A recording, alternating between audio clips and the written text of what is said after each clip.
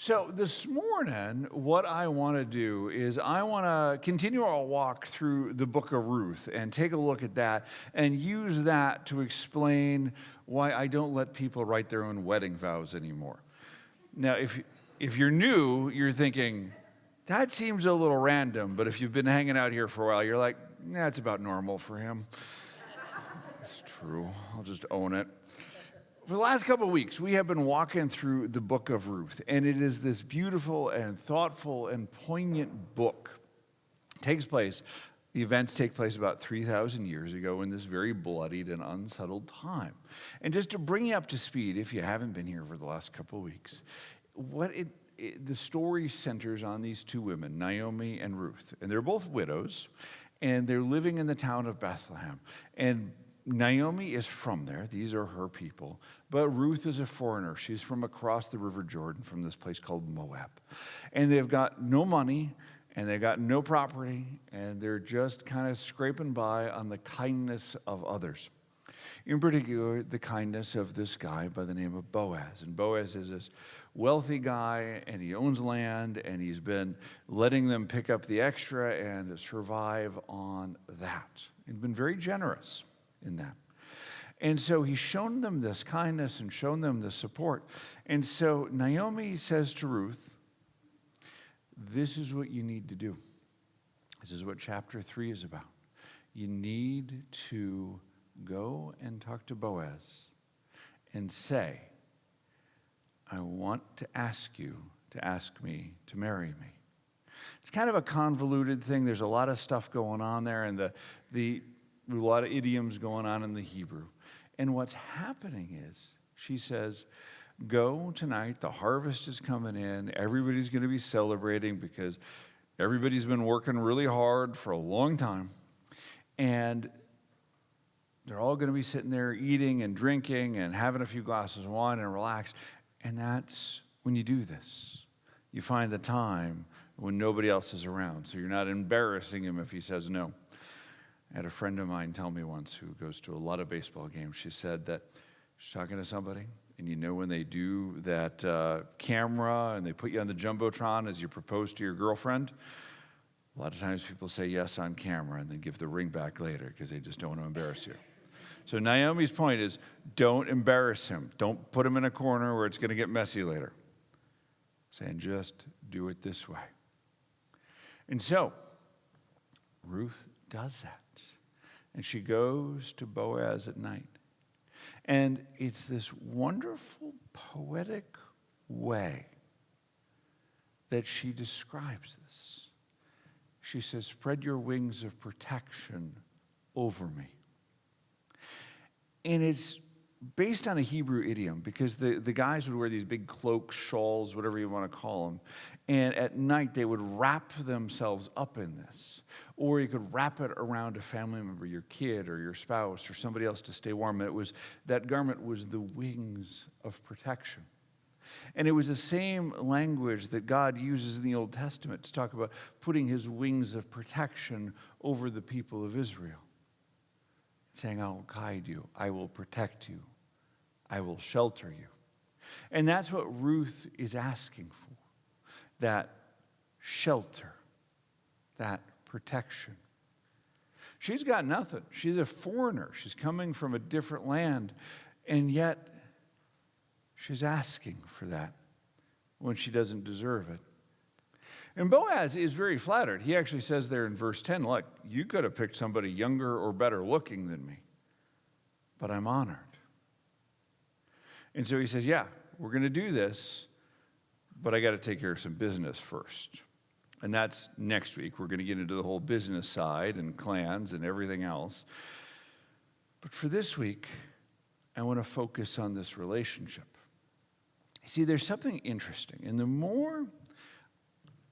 the older I get, the more I'm convinced of this, that we take stuff that's big and gargantuan and mind-bending and awesome, these things that God has handed us, these things that have been around for literally since the beginning of human race, like family and marriage, and we shrink them down to a point where we feel like we can handle it. We cut away the stuff that our minds can't handle, and we put it into this piece where it's like, okay, I can handle this. Here's what I mean by that. This was driven home to me a few years ago. I used to tell people when I was doing premarital counseling that you can write your own wedding vows as long as we talk about them beforehand. As long as we talk about them at one of the last premarital counseling sessions. Because usually I do 3 or 4 sessions, depending on how well put together people's life are and if they got their heads screwed on. Let's be honest, it's what happens. And I was working with this couple that was a little flighty. That's the term I'll use. And they said, yeah, we want to do that. And I said, okay, well, you got to show them to me. They're like, yeah, we'll do that. So they finally showed them to me the night of the rehearsal. So, like 24 hours before the wedding. And included in the vows, what the bride wanted to say is, I will love you as much as you love the Atlanta Falcons. I'm like, you couldn't have even picked a real football team? I'm like, no, we're not putting that in there. And I swear, one of the bridesmaids, I thought she was going to kill me with a meat hook. But after that, I said, no, we're not doing this anymore. And at that point, I said, no, we're not doing the Falcons in the wedding vows. I'm sorry, we're not. But it shows what I was thinking about, that thing that I've been wrestling with, that we tend to shrink these big concepts down to this Disney-fied shadow version that we can wrap our heads around. When I tell you marriage, the first thing everybody thinks of is wedding. When I say family, the first thing everybody thinks about is just these small little nuclear units. And a lot of times we think, well, if I'm not in that picture postcard version, it doesn't apply to me. But what God is laying out for us, what God is putting out for us, is so much bigger. And friends, this is one of those things where we know this on a gut level. We understand on a gut level that families are having trouble these days. That people are having trouble these days. I don't care if you're Christian, if you're atheist, if you're Hindu, Buddhist, Mormon, what have you. I don't care. You all know it. We all know it. That we're having problems. And society is having issues. And I have done over the course of my career a number of deaths of despair. Sometimes it's suicide, sometimes it's overdose. I haven't done a ton, but I've done a handful. And I'm convinced those are a symptom of us losing our place and our relationship with others.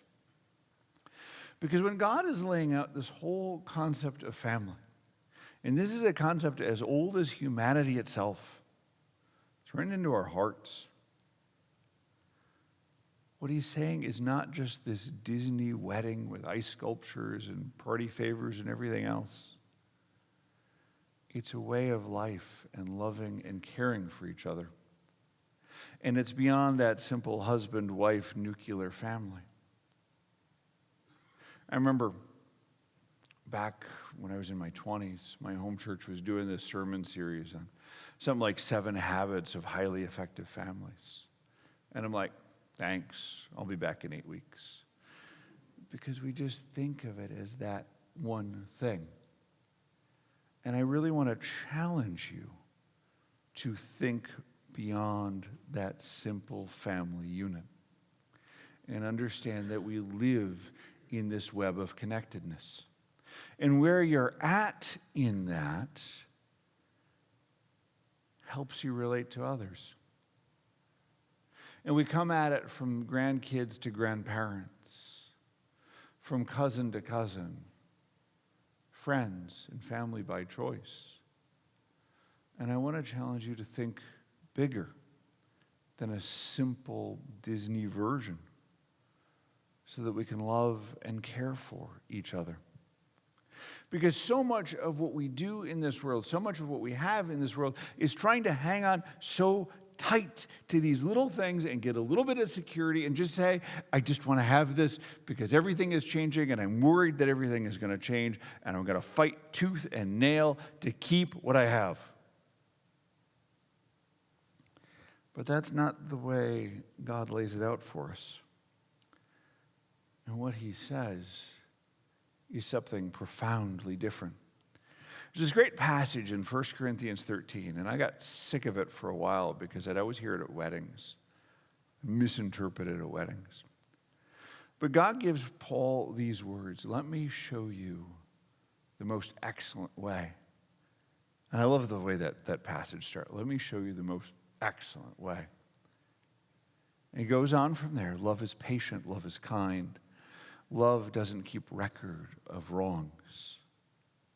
And what Paul is laying out, or what God is giving Paul in that passage, is not this romantic love, not this Disney fairy tale thing, but a way of life.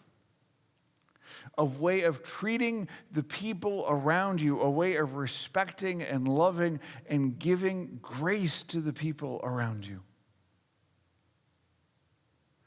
And that's the beauty and the wonder of this. I think the reason that the story of Ruth is so powerful is we can find ourselves in each of these characters, and we find God in each of these characters. And we see God's love and God's protection and blessing there in Boaz. And we can see ourselves in Ruth as we tend to be lost and alone and wondering, how are we going to get through? And we see our call to be like Boaz, to love and to care for the people around us. And so what I want to challenge you to do as you're going through this week, I want to challenge you to think beyond. Think beyond the normal definitions of family. And think about, how am I called to love? Lena, I'm so glad you're here today.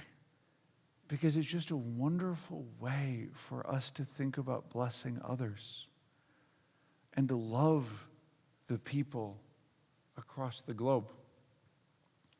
It's a bit of a challenge, and I will admit, I asked her, where are you from in the Soviet Union? And part of it is because I grew up as a Cold War kid. I grew up thinking the Russians were the enemy. And it's a wonderful thing to be able to see somebody who's my sister in Christ, beyond these national labels, beyond these things, to say this is how God has called us to love each other. This is how God has called us to be together. As you go this week, meditate on those two passages where Ruth asked by Boaz to cover her in the wings of protection, and that beautiful passage from 1 Corinthians 13 about what love truly is. Amen.